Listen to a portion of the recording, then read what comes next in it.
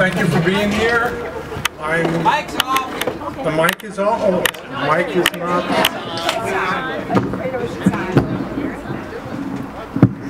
I'm getting trained as I'm doing this now. Okay, thank you for being here.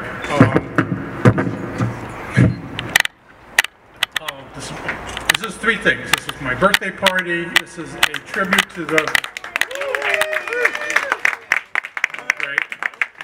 GSPO, and it's GSPO, Golden State Pops Orchestra.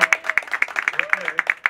And a tribute to the two people they had tributes to, Jerry Goldsmith and Elmer Bernstein.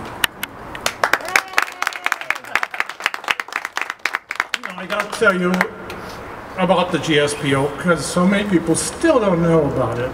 Like 10 years ago, I went to San Pedro, in a not very nice part of San Pedro, in a beat-up theater, and I heard the GSPO, and they were rough, but they were playing film music that no one was playing. John McCherry had done lots of stuff at the Bowl, and I'd heard many concerts, but nobody was as totally dedicated to film music as they were. And I went to first their Halloween show, then a Western themed show, and then a sword and sandals. I've never seen so much film music concentrated in one little season, and I fell in love with these guys. And it didn't take long for them to get good, better, and then best. They are now considered world class. I don't know how many times any of you have been. By the way, how many people have been to the GSPO? Excellent. Okay, need more of you. The guys who live here need more of you guys. Get more courage quick. Anyway, over the years, some amazing debuts. I have a list over there of all the premieres they've done in 10 years. They brought Sam Spence from Paris to do his NFL music, unheard of. They got Alan Silvestri for a tribute. They got Irving Gertz, this guy who was 93. For Halloween, they played Deadly Mantis, which he wrote so many obscure thing he wrote, and he got the first time ever hear a marvelous little piece of music he wrote for this old sci-fi 50s film just before he died, frankly. And that was amazing. Richard Sherman spent some great time over there. Stu Phillips, his 80th birthday over there. Amazing. The Verisera band just did a whole year of stuff over there. They've done incredible stuff, and they accumulate. Oh, Disney hired them to do a special night of Disney music and premiere that particular suite for them, world premiere. It's amazing, and I just want to top it all off by mentioning the one that's behind me, the Elmer Bernstein concert. I was there last year, and I was really disappointed at it was kind of underattended compared to many of the things they did. And I was depressed, and I said, oh man, this is a bummer. They're not coming out. The first piece was a Magnificent Seven, and the orchestra people told me this, Stephen told me this, and I could feel it from people who were there. The first piece was so powerful that the audience fed back to the orchestra. The orchestra fed back to the audience, and eventually it was the best night of film music I had ever heard. And this is I've heard Jerry Goldsmith and Elmer Bernstein conduct their own, John Williams, Georges Delarue, tons of people. This was absolute passion. You don't get passion from film music too often. It was a night of passion. It was unlike anything I'd ever heard before, and I don't think I'm at my age. I don't think I will ever hear it again. It was the perfect. It is what every film music concert wants to be, and I was privileged to be there, and the ones who were, like Stephen told me, the ones who wanted to be there were there because it was astounding, and I will remember that to my dying day. That alone, to me, makes the GSPO tops. And so I just wanted to, they're having hard times like all the orchestras in the entire nation is. So I wanted to contribute in some way, and instead of birthday presents, there's little envelopes over there. I know soundtrack fans, if they can spend $1.99 on a soundtrack, they'd rather do that than contribute to anything. But you can spend $1, put one single dollar in an envelope, put it in the GSPO, please, for all this that you're getting today. That I think you guys can do. So please do that. And I just want one little word from the guy who came up with the idea of the Golden State Orchestra. He's been there from the beginning, and now he's made it, like I said, into a world-class orchestra, Stephen Allen Fox.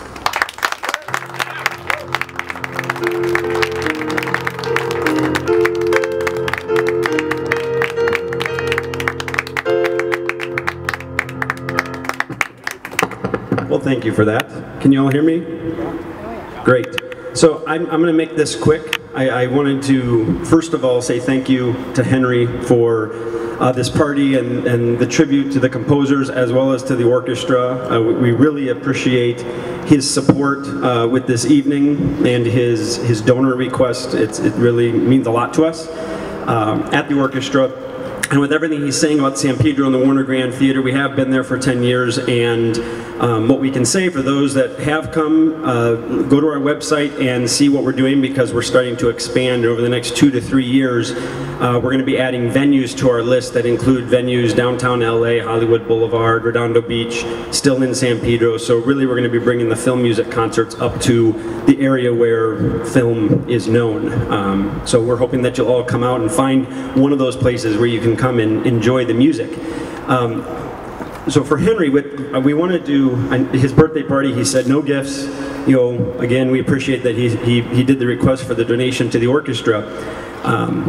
So as a thank you from the orchestra and as a happy birthday from the orchestra, in October, assuming he's available, the date is soon to be announced, we have a fundraiser we're going to be doing at Sonic Fuel Studios with some composers and performances and things going on for the fundraiser. It's going to be a fundraiser that is, the ticket price is somewhere between $150 and $200 a piece. And so as a thank you, the orchestra wants to give Henry and Nancy a ticket each to be able to come to that fundraiser. So thank you for everything you do. And then for everybody here, my managing director said, well, you know, since he's doing the donation request, and he made the whole thing, any little amount really helps, which is true. But to make it a little more worthwhile for all of you who are attending here this evening, if you pay cash, you'll have to tell me, but if you happen to write a check or go online, make sure you make a memo that it was for Henry's birthday, and then the managing director, in the recognition of that, will actually recognize it for double the amount, which also means that you'll get the courtesies of double the amount. So we have different amounts that you receive courtesies and special little treats for being a donor, and so that is just a way of us to say, if you happen to support us, really thank you for that with the little added thing. And again, I thank Henry, and I'm not going to take any more of your time so we can all hear the great music, but thank you very much. Thank you, Henry. Now, the reason for tonight goes back a few years on the FSM board. This, Mic is on. Mic is on. Louder. on the FSM board, there was this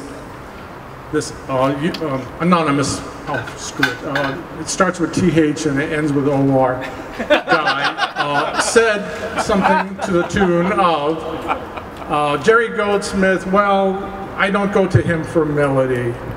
And of all the passive-aggressive things he ever said on that board, I have never been riled up about anything before, because I do not listen to any composer ever, at least in the beginning, without melody.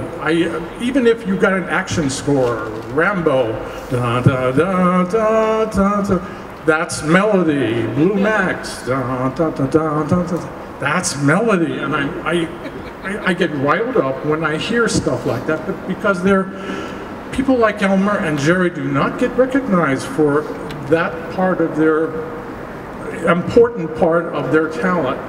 And I said to myself, one of my birthdays, I'm going to try to prove that. And indeed, what I was going to do, I was going to empty the pool, and they were going to have the GSPO play there. So it's going to have a little slant there. Stephen would have been up top here. It would have been fantastic. But then Stephen said, no, wait. You don't need to do that. You might bring the point a little bit more better by having just one beautiful singer and one pianist play the melody, and then that really tells the truth about the melody rather than all the orchestration. So I put water back in the pool, and we just canceled the GSPO. And now, thanks to Stephen Allen Fox, Maegan McConnel who was in Sweeney Todd and is fantastic, is going to represent that side, and thanks to this other fellow here, Tom Griep, over here, that has had great training, has done all kinds of stuff which is irrelevant to you because all you care about is he played a Klingon musician in Next Gen. And you could see him live. Yes, exactly. That's what's important. So now you know the importance of these two people, and I got Tom Griep thanks to a fellow that I worked for in junior college. Well, he did a musical comedy version of Comedy of Errors of Shakespeare, and I painted the sets or something like that. I was in the scene shop. But anyway, it was amazing when I heard that as a very young fellow. And ever since then, he's been stalking me. He's been he was working at Perez Saravan when I used to visit them in Satakoy. Their first soundtrack was the first movie musical, which was, of course, the thing that he directed and wrote the music to and did everything on, and it was a big hit. And again, the very first Perez Saravan soundtrack. He also headed Bay Cities that did all those Jerry Fielding things. And now he has Kritzerland, which is another amazing label. He is nonstop. And on top of all that, he has a wonderful cabaret show based on his CDs. Each month, the very first Sunday of every month, he presents over at Sterling's upstairs at the Federal at NoHo a representation of one of his CDs or something that he would have liked to produce. And he does that every month, and it is, to me, the best cabaret show in town. Amen.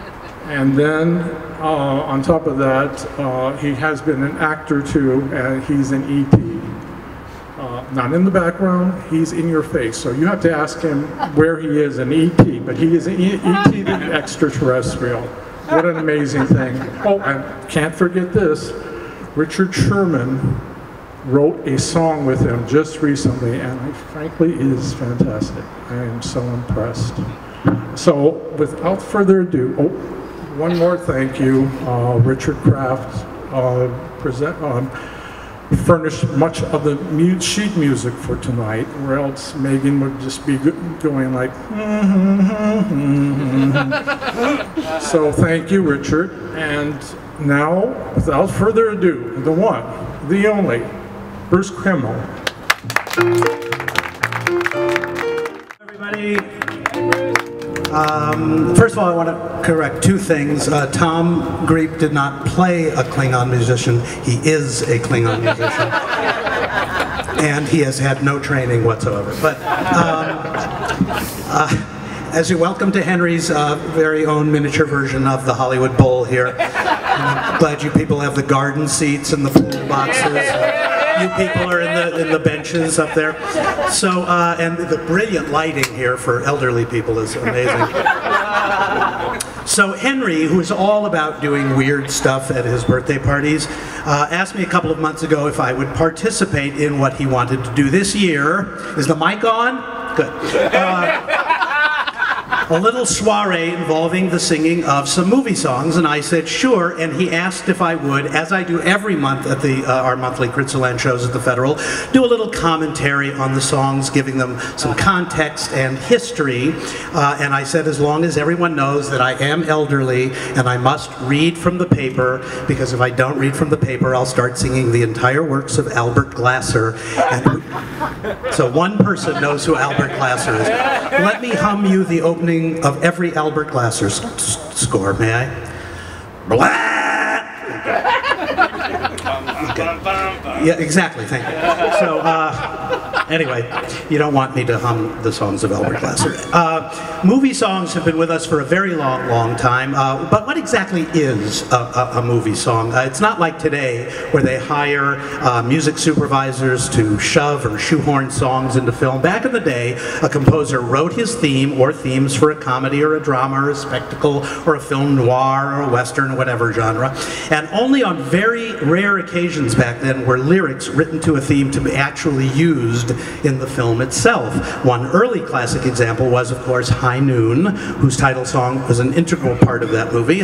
But mostly, if a film's theme had a great melody, a lyricist was assigned and a lyric was written, and then singers would cover the song. A classic example of that was David Raxon's incredible theme for Laura, whose lyric was written a year after the movie came out. And in fact, the lyricist Johnny Mercer hadn't even seen the movie when he wrote the lyric. So tonight, Henry wanted to do a movie song tribute, as he said, to two of his favorites, Elmer Bernstein and Jerry Goldsmith. But just to confound and confuse everything, he wanted to start the show with an Elmer Bernstein song that's not from a movie. So it's from one of Elmer's two Broadway musicals, this one being Merlin. I'll tell you a little bit about that after we do this number. The song is It's About Magic. The lyric is by Don Black, and here to sing it is tonight's vocalist, Maegan McConnell. It's about magic. It's about wonder. It's about tingles down your spine, hair that stands on end. Don't you love to pretend? It's about magic. It's about wonder. It's about take your breath away, can't believe your eyes. Don't you love a surprise? So watch very closely as time does a dance, and pay close attention, not merely a glance. You'll be amazed, you see, when you see amazing me. It's about magic. It's about wonder.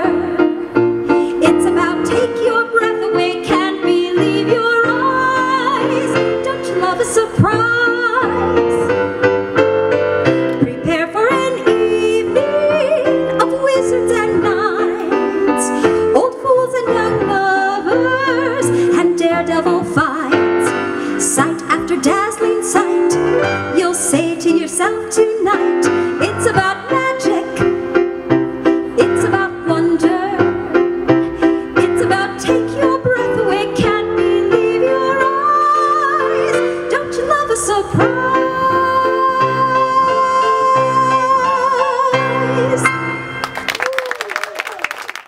McConnell. Merlin opened at the Mark Hellinger Theater on February 13th, 1983, where it ran for 199 performances. Now, for those of you who don't know if that's good or bad, it's better than 5 performances, but still a flop. The show was written by Richard Levinson and William Link. Anybody know who they are? They created Columbo, Murder, She Wrote. It was directed by somebody named Ivan Reitman, who did Ghostbusters. And it starred magician Doug Henning, Cheetah Rivera, Nathan Lane, a young Christian Slater was in it, and a newcomer named Michelle Nicastro, with whom I would go on to make 4 albums, and who sadly passed away about 3 years ago. Our next song is from a film, 1976 film, called From Noon to 3. How many people here have seen From Noon to 3? one. So that was a film starring Charles Bronson and Jill Ireland. I saw it the day it opened at the Vogue Theater, I believe. Henry and I think, were the only people who saw the film. And Henry had a little thing he wanted to say about this movie, so rather than let him say it live, because we would be here till next Tuesday, I had him write it down on a paper, and I'm going to read it. So, the film was ostensibly a Western about bank robbers, and one of the bank robbers' horse goes lame, and the gang leaves him behind with a widow until they return from the heist, and the two antagonists fall in love from noon to 3, accompanied by a lovely little tune that's played on a music box. The gang returns, and ostensibly, he loves the word ostensibly, all are killed on the run. The widow writes a book about her tragic afternoon of love, and it becomes an international sensation, made into plays and dime novels, and on Tin Pan Alley in New York, 2 youngish lyricists walk into a publisher with lyrics to that music box theme, and incidentally, the lyricists were played by Elmer Bernstein and the actual lyricist Alan Bergman. And anyway, it becomes a smashing success, played by barbershop quartets, player pianos, marching bands, drives our protagonist, who did not die, as it turns out, crazy. Since the music came first, this is what Elmer had to concoct, something that would work as a simple music box tune, convincing enough to be a song written near the turn of the century. You had to be able to dance to it, sing to it, everything to it, and as usual, Elmer delivered the goods in spades. So to sing you this wonderful little tune from noon to 3, here's Maegan again.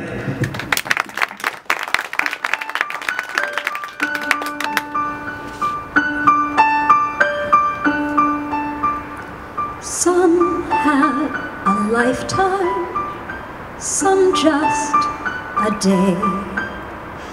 Love is in something you measure that way. Nothing's ever forever, forever's a lie. All we have is between hello and goodbye.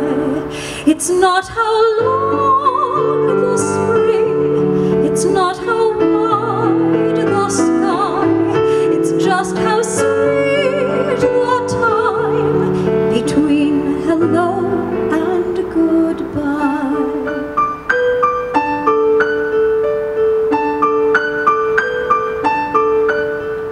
The music is over, I still hear the song. Our moment was brief, but our kisses were long. Though the loving is over, the love of you stays. I'll remember those moments the rest of my days. It's not how long the spring, it's not how wide the sky, it's just how sweet the time between hello and goodbye. We never shared September or watched the colors all fall, but in that wink of time we had, we knew we had it all. It's not how long the spring, it's not how wide the sky, it's just how sweet the time between hello and goodbye.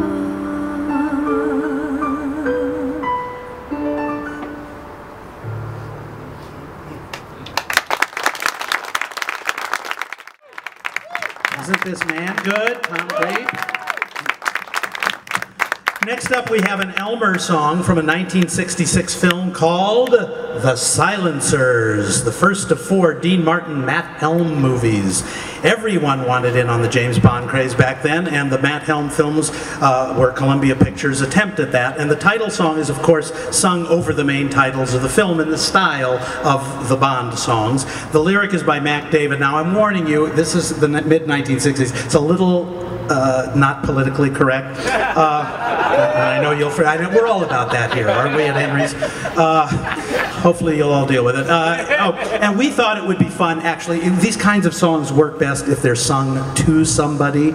So I thought it would be fun to have our birthday boy come up here. So come on up here, Henry. And Maegan's going to sing this to you.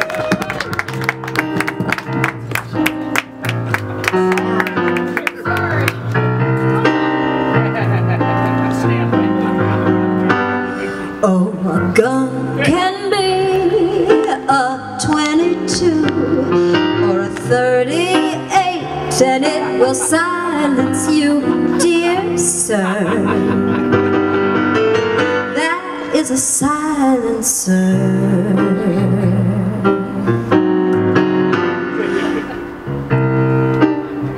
Thank you.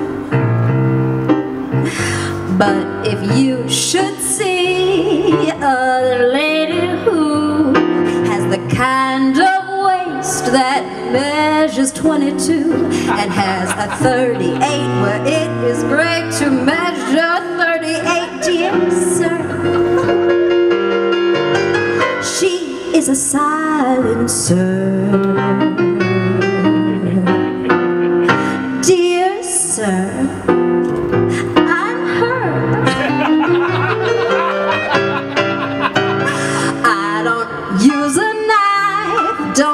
need a gun, my equipment is a lot more deadly, son. Dear sir, I am the silencer. And if you're a man not made of wood, when I flip my hips, I'll quiet you for good. Let me hush your lips and crush your lips and nicely shush your lips, dear sir. The silencer. Dear sir, don't stir, don't move, relax, loosen your tie. Turn off the lights. Take off your shoes, don't fight. Sit back, relax, relax, relax, relax, relax. Dear sir.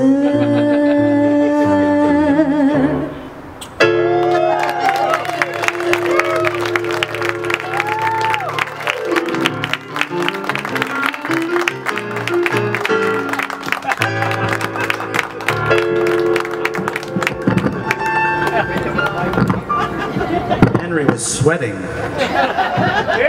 Am I in the light? It's hard to know where the light is here. Is this thing on? Okay. What am I doing? Oh, yes.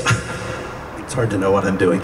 Okay, most of the time, a lyricist brought in to write the lyrics to a theme will at least try to do something that's at least in the mood of the theme. And frequently they'll try to tie it into the plot or a character or whatever, but occasionally the task is almost impossible. I mean, can you imagine, let's say it's the early 60s and the producers saying to a filmmaker, hey, that Mancini guy just hit the jackpot with Moon River and Charade and Days of Wine and Roses. We need lyrics to our great main theme so we can have a hit song. And that's fine unless the film is The Great Escape. So, Elmer Bernstein had written a great march for the film. You all know that march? You know, it's very famous. And you could go to the obvious place and do something like, prisoners, oh yes, we're prisoners, prisoners of every shape, size, and shape. But though we're prisoners, we won't be resting until we can make the great escape. But that's not a good way to go, probably. Wouldn't yield a Moon River size hit, would it? So anyway, lyricist Al Stillman, who was a lyricist of pop songs like Moments to Remember, but it's not for me to say, I Believe, The Immortal Chances Are, went his own way and came up with this. And no, it was not a hit. Mabel, I love you, Mabel. as I am able. But oh, I'm crazy for little Daisy. She is the one gal for me. Fickle, I may be fickle, but it's $1 to a nickel that when I'm kissing the one I'm missing, she is the one gal for me. I love Matilda, she is a very nice, ooh, but that Hilda takes me to paradise. I love Matilda, but Hilda is very nice, she is the one girl for me.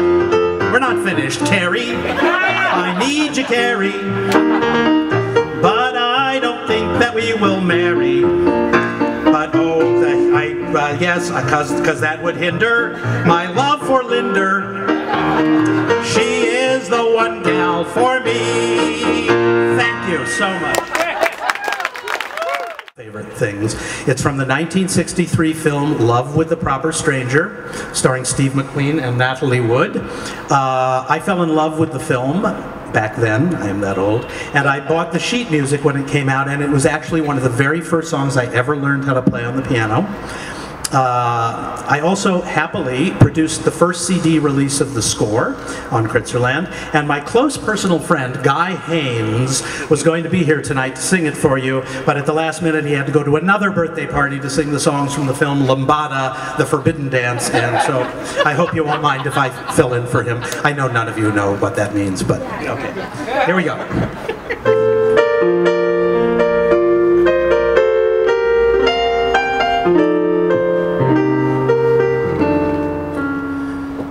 I could fall in love with a proper stranger if I heard the bells and the banjos ring, if to certain eyes with a look of danger smiled a welcome warm as spring. The tom-toms in my heart sounded out a warning. Don't let her walk through the door. This is the one you've been waiting for. Oh yes, I know. However wild it seems, you know,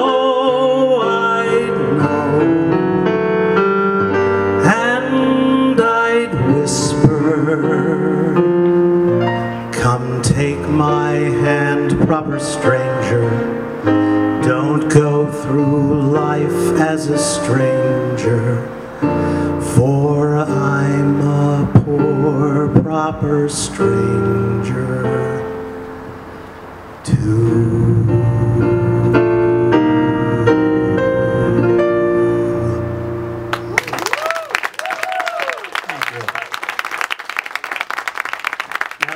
Beautiful lyric was by Johnny Mercer. Now we move on to somebody named Jerry Goldsmith. And this lovely man at the piano, Tom the Klingon, we felt he deserves a solo spot, so we're going to start with Tom Griep playing the theme from the 1964 film Rio Conchos. Mr. Goldsmith really was one of the all-time great melodists in film, with instantly recognizable tunes in so many of his scores. So here is Tom to play the main theme from Rio Conchos.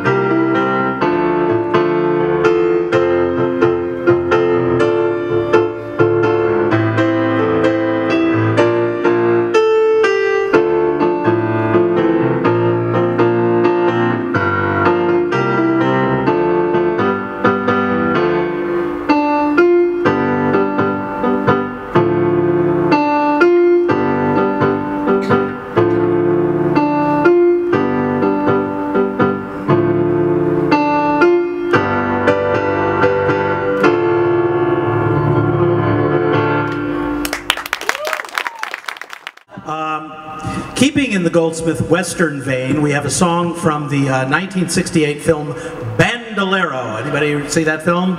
Yeah. Really, 5 people. We're getting up there. And Bandolero starred that great Western film icon Raquel Welch. Now, a little known fact is that Raquel Welch and I have the same hairdresser. It's true. It's really true. Teddy, his name is. Anyway, she's a lot more difficult than I am. To sing There's Got to Be a Better Way from Bandolero, starring Raquel Welch, who goes to the same hairstylist I do. Once again, here's Maegan McConnell.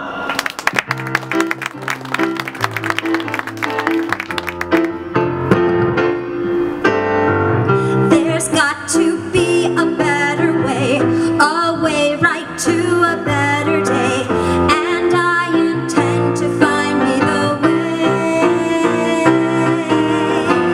There's got to be a better life, a life that's free from storm and strife, and I intend to find me that life.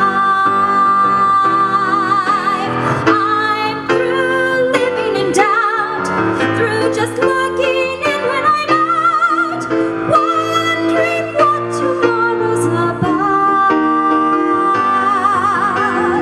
I've got this hunch I must obey.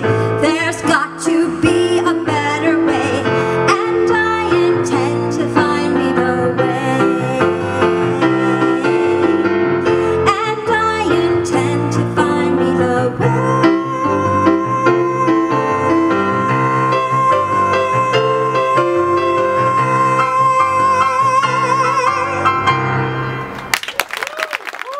Good. Now, I enjoyed the Klingon solo on Rio Concho so much that I thought we'd ask him to do another solo.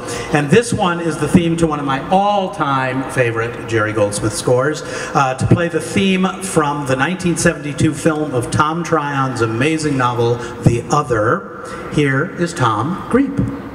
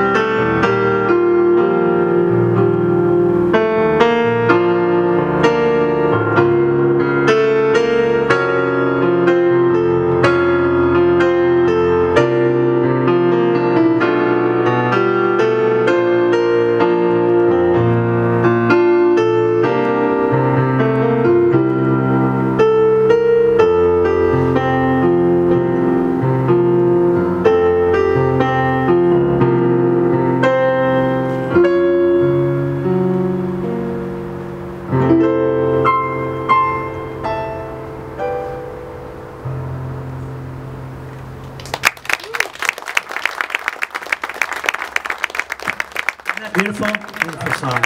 It's a horror movie, The Other, you know. There actually are lyrics to that. I did not know that before we started this little... Hello.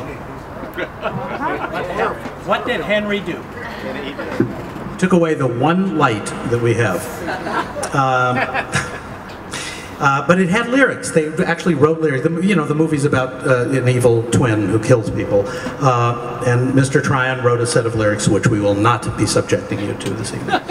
Next up, we have a song from Sam Peckinpah's 1970 film, The Ballad of Cable Hogue, called Tomorrow is the Song I Sing, even though we're singing it tonight instead of tomorrow. The lyrics are by Richard Gillis, and here once again is Maegan McConnell to do the honors.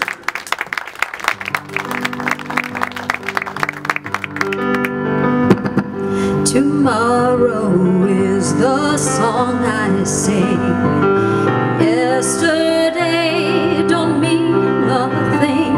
I make today my next day's done, and I'll still be here grinning when the sun sun goes down. I'll get through this day first.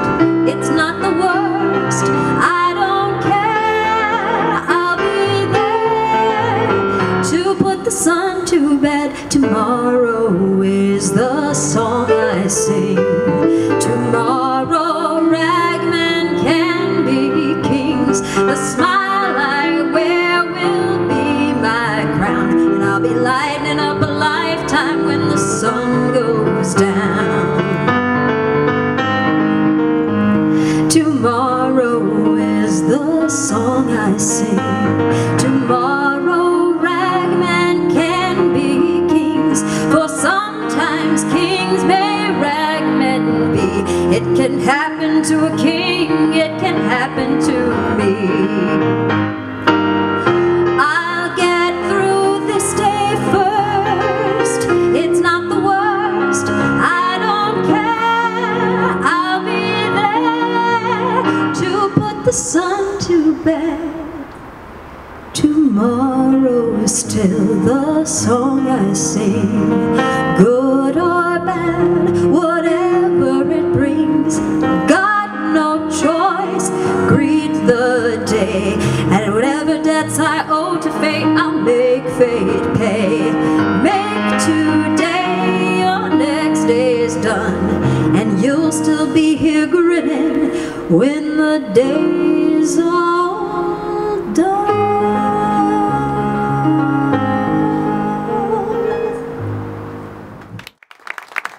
Done here. How many here know that there's a lyric to one of the themes from Star Trek, the motion picture? Me! You! That's excellent. Do you want to sing it? No! Okay. Well, there is, and you bet we're going to do it for you tonight. It's called A Star Beyond Time, and the lyric is by Larry Cusick. And it actually had an incredible recording by a great singer, Sean Cassidy. If you haven't learned her name by now, once again, here's Maegan. And Henry has turned on the disco ball for this number. There's a star beyond time, floating in space. We'll find it, you and me. Though we're planets apart, love is a bridge joining our galaxies. Come with me, we'll conquer the unknown, where no one's ever flown, to one star that will make our own. When the universe ends, our world begins, somewhere beyond the dawn. There's a star beyond time, beckoning us. We'll find it, you and I,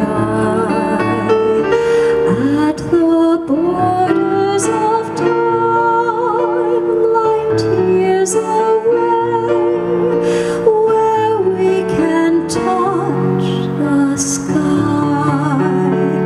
We must go a star track to explore, a place where stars are born on pathways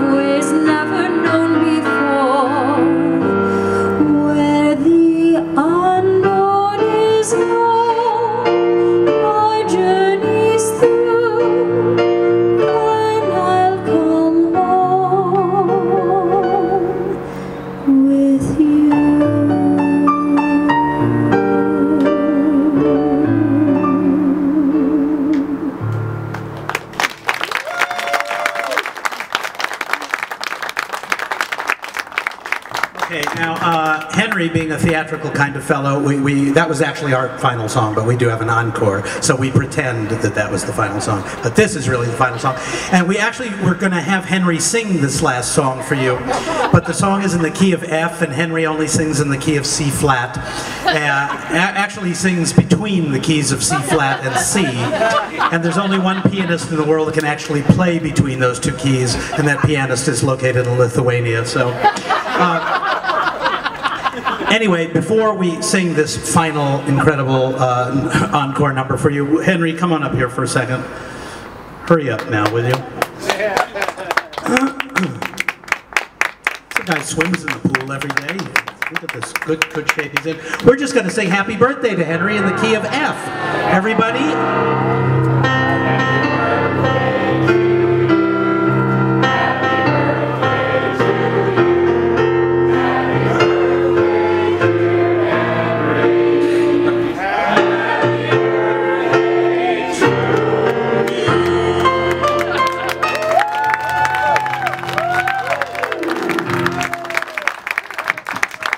Looks amazing for an 82-year-old, doesn't he? Anyway, to close out our little birthday soiree here, we go back to Elmer Bernstein. One of his greatest themes has a lyric by Mac David, "Walk on the Wild Side," kind of Henry's anthem. So to do "Walk on the Wild Side," guess who? Maegan McConnell. Sinner, hear what I'm saying. Swinging, not praying. 1 night of praying and 6 nights of fun. The odds against going to heaven, 6 to 1.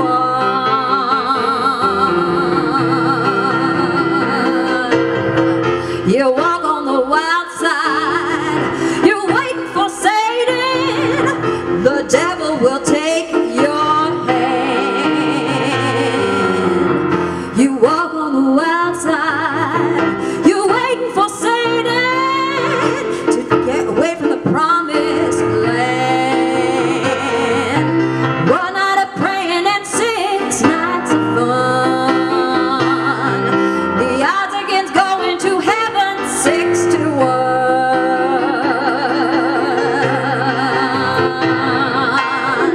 1. You better cross over.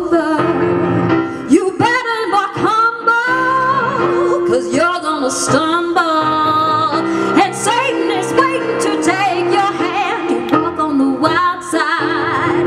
You walk on the wild side, away from the promised land.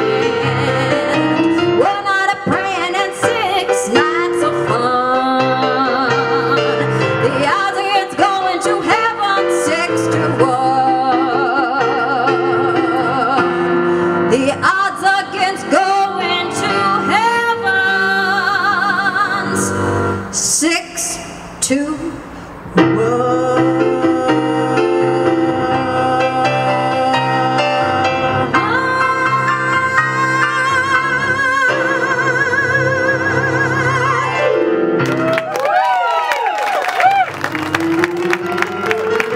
Maegan McConnell, Griep. Thank you all, and go have some pizza.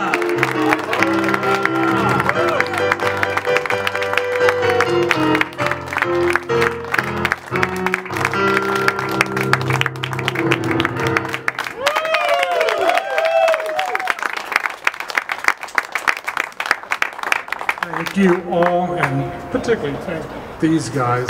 Man, they're amazing. Really.